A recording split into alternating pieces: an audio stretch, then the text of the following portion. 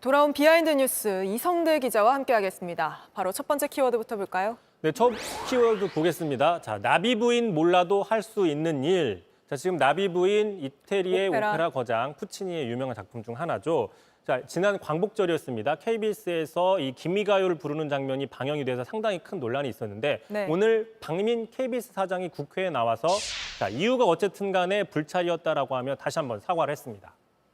네, 근데 이걸로 또 논쟁이 벌어지기는 했다고요?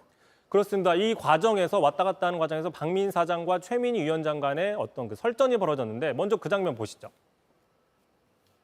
지금 여기에 푸치니 오페라 잠깐만요. 나비 부인 모르는 사람 있습니까? 저는 사실 몰랐습니다. 그런데 왜 방송사 사장을 맡으십니까? 이 정도는 아는 게 기본이죠. 푸치니의 나비 부인이. 자, 다시 얘기를 해보면 최민희 위원장 입장에서는 아니, 명색이 방송사 사장이라면서 나비 부인 내용도 몰랐다고 얘기하는 게 말이 되느냐. 이건 기본 상식의 문제다라고 얘기를 하는 것이고 자, 반면에 이제 박민 사장 입장에서는 방송사 사장이라도 다 알 수 있느냐. 예술의 전당 사장도 아니고요. 이런 식으로 따지는 것이죠.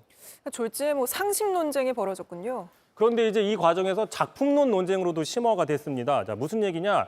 먼저 이 나비 부인은 그 미군 장교와 일본 게이샤의 사랑과 비극을 다룬 작품이지 않습니까? 자, 그러다 보니까 일본풍의 이런 그 무대 디자인과 의상들이 많이 나오고 있는데 자, 박민 사장은 그럼에도 불구하고 친일과는 전혀 관계없는 작품이다. 내용을 반면 최민희 위원장은 이른바 그 자포니즘이라고 하죠. 당시 서구 열강에 일본에 대한 어떤 유행과 경도가 들어가 있기 때문에 친일 성향이 있다. 이렇게 작품 논쟁이 벌어졌어요. 그 장면 한번 보시죠.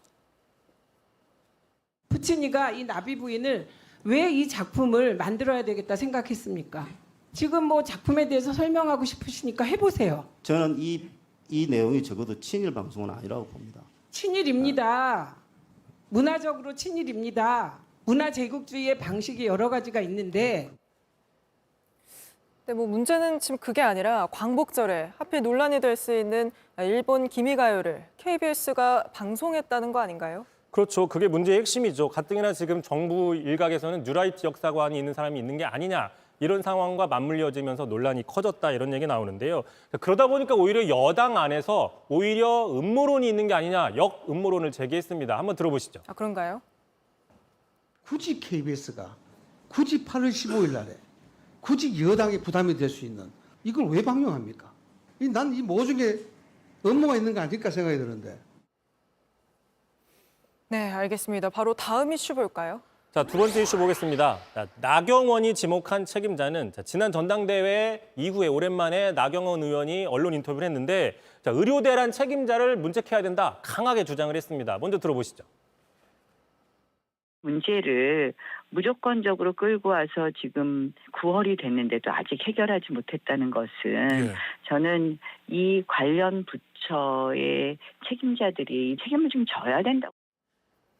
관련 부처의 책임자들 누구 얘기하는 건가요?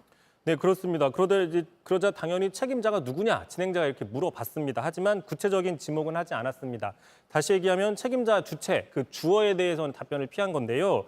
자, 복지부의 조규용 차관이나 박민수 장관이나 박민수 차관이냐 물었더니 이 정도까지만 얘기하자. 자, 그렇다고 하면 혹시 대통령실도 변해야 되느냐 다시 물었지만 어쨌든 새로운 책임자가 나와야 된다 이렇게 얘기를 했습니다. 참고로 나경원 의원 지난 전당대회 당시에 총선에 참패했는데 무엇이 원인이냐라고 물어봤을 때 자신은 그 의정 갈등이다라고 하면서 당시 한덕수 총리한테 말했지만 결국 2,000명 증원 그대로 발표가 돼서 아쉬웠다라고 얘기한 적이 있습니다. 그렇게 따지면 한덕수 총리가 책임자냐라고 볼 수 있는데 한 총리는 이미 사퇴를 표명한 상태로 이어지고 있는 상황이기 때문에 결국 나 의원이 지목한 그 책임자가 누군지는 모호한 상태에 빠져 있는 상황입니다. 네, 알겠습니다. 오늘은 여기까지 들어보겠습니다. 이성대 기자였습니다. JTBC 뉴스를 시청해 주셔서 고맙습니다. 저희는 저녁 6시 50분 뉴스룸에서 뵙겠습니다.